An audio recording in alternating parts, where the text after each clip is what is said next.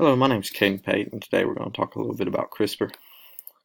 So, where did the idea come from? Like, where did it originate?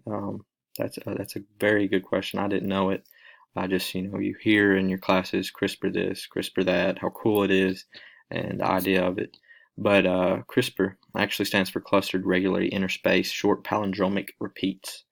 Um, and it's thought when it first started, well, not when it was first discovered around 1980, that it was some sort of adaptive immunity that E. coli had, um, and then developed into this more of a commercial idea of being able to confer resistance to certain viruses.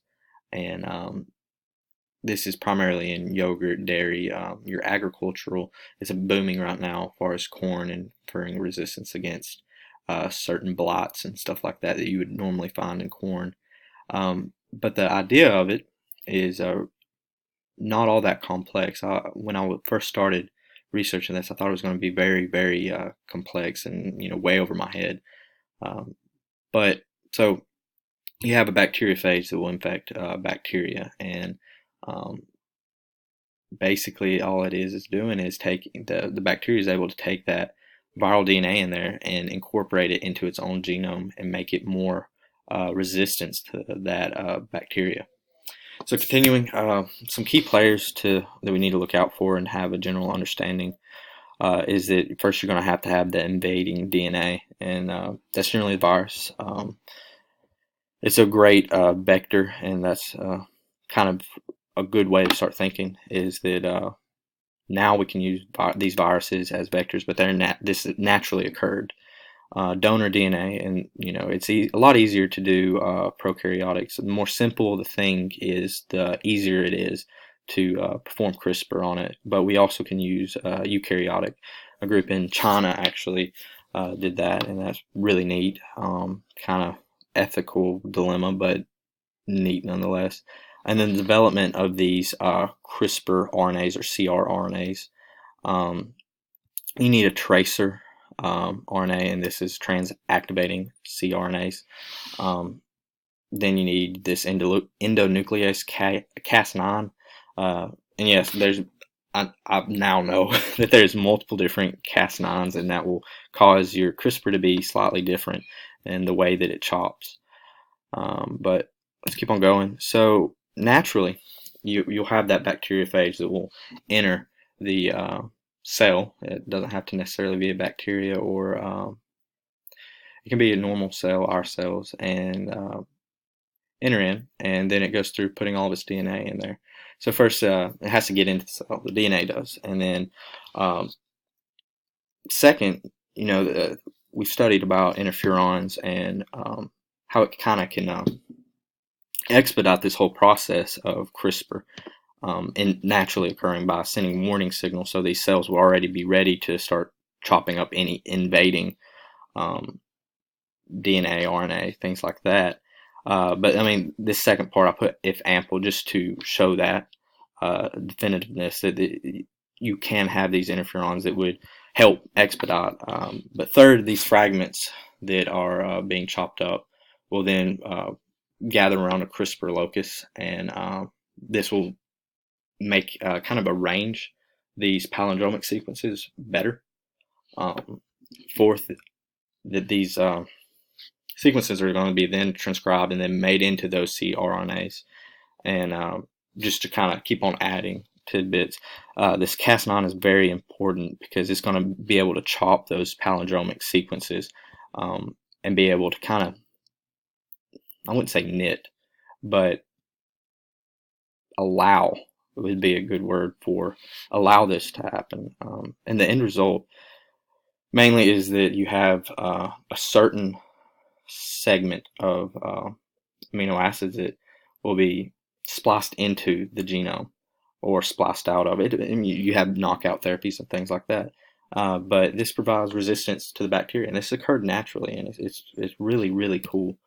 But here's a good picture of really what's going on. So you have your foreign DNA coming in here and target, and then you have your CRISPR locus right here, the palindromic sequences, and that will be transcribed into a transcript, and then your tracer that has your Cas9 sandwiched right there, those things will break off, and then they will bind to that primary transcript again, and allow for like kind of a little arm for that Cas9 to bind to, and that will cause really the incorporation of the foreign DNA into the genome, which is pretty daggum neat.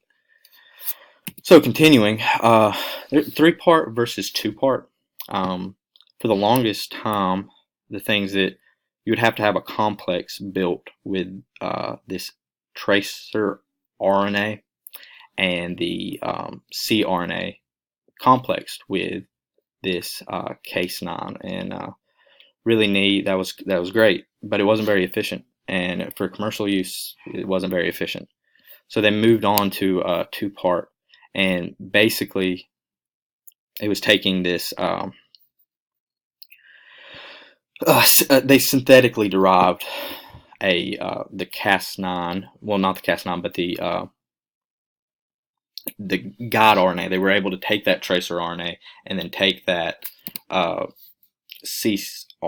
the CRISPR RNA, and then meld those two together synthetically and make a new RNA, which actually does the same thing, but it's more of a one fell swoop, and allow it to be, instead of 1, 2, 3, it's 1, 2, and that was increased efficiency, caused the whole process to be less of a have less side effects. Really neat that we can do that now. I keep on saying it's really neat because my mind's blowing as I've researched this. But so there's 3 different types.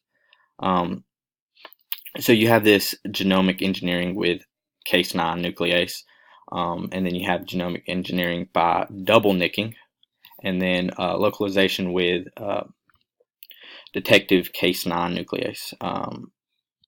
So basically, this first one right here is more for point mutations in the genome, and you're able to either knock those out or put the appropriate amino acid sequence in there, but it's not enough to necessarily be a gene.